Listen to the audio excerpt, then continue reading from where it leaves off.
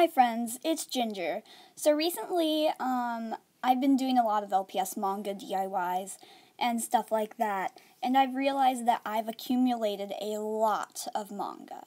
So basically, what I'm trying to say is, I used to fit them in this really tiny LPS basket, but that doesn't work anymore. I have too much, it won't fit.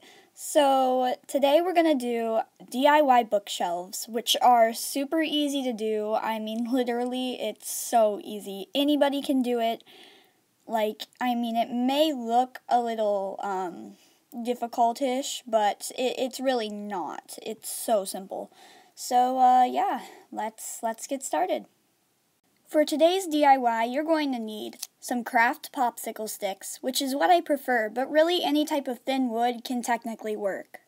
A nail file, or sandpaper if you think that will be easier. Scissors, which there's not much of an alternative to.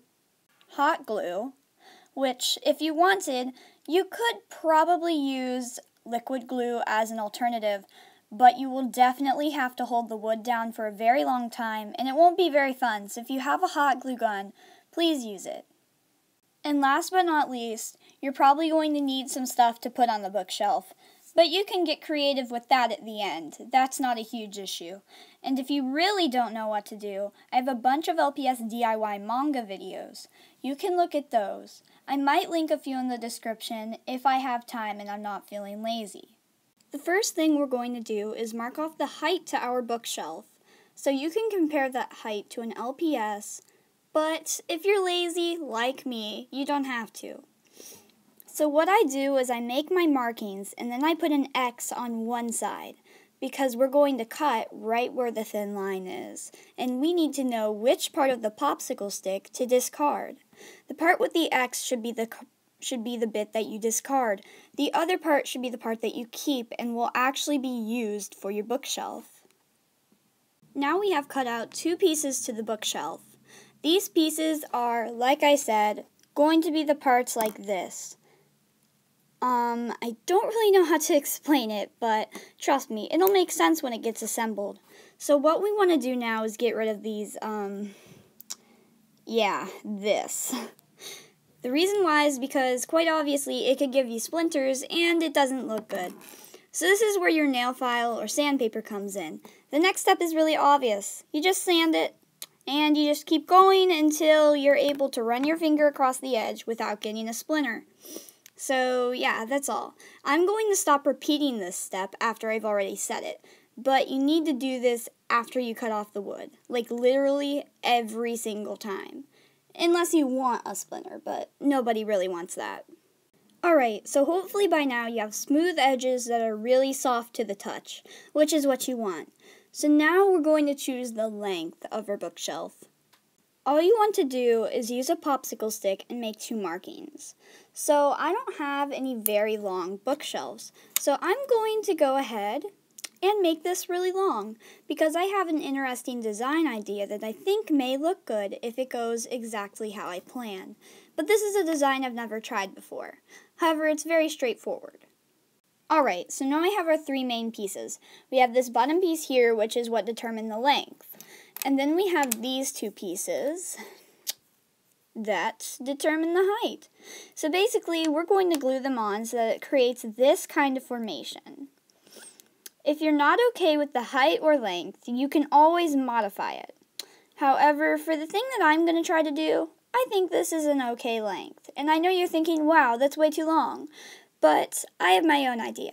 And remember, this is your bookshelf. You don't have to follow it how I'm following it. You can take the length down to here, or leave it all the way up to here. It's whatever you want to do. Okay, so now the basic framework is all glued together. Once again, you might actually have to go back and watch the rest of this video tomorrow if you used liquid glue, because that takes forever to dry. So, if you need to kind of put this in your watch later and watch it tomorrow, do it. Don't be impatient, okay? But if you have the hot glue gun, keep on going. Okay guys, so this is the point where we make the design. You can do whatever on earth you want, whatever your heart desires, you can do. But if you really don't know what to do, I'll show you what I'm going to do. So I'm going to take this piece of wood. It's measured out to be probably around the same height. Oh, whoa, a little too tall. Well, I'm going to modify that here in a minute. But it's going to be the same height as this framework on the side. And I'm going to glue it right about here-ish, I think. Here's what I have now. This part over here, I'm just going to leave as is for the time being. Right here, I'm going to make a zigzag pattern. One part of the wood going up here, one part of the wood going up here, one part of the wood going up here, until I reach the top. So, yeah, I would kind of give you a walkthrough on that, but the only thing I really need to walk you through is the sanding part, because you're going to do it a little bit differently. Wait, never mind, I lied. There is one part that you want to be really careful about. So, when you make your slope, you want to make your slope big enough to at least fit one book in. And what I mean by that is this slope is way too small. So you really want to measure how big your slope should be using a book. I'm going to take my Soul Eater manga and I'm going to use it as a reference. All my manga DIYs are the exact same height. The length can differ, but the height is the same. So I'm going to use this as a reference. That would be about the right height. Now, of course, you can only fit a few books in, so maybe make it a little taller than the book you're using currently as the reference, so that you can fit maybe 2 or 3 books in that slope. Alright, so we're going to sand it differently. The reason why is because this doesn't quite go very well, or join very well with this. So, how are we going to do it differently? Let me show you. When you normally sand, you do it like this. This time you're going to do it at an angle like this. That way, this part isn't really an edge, and it'll just, I don't know, it'll kind of go better. I don't know how to explain it, but it's better if you just do it like this. So now we have our first little slant glued in. You just want to keep on repeating these same steps, which you'll do it faster next time, I promise. Until you kind of, don't have any more room.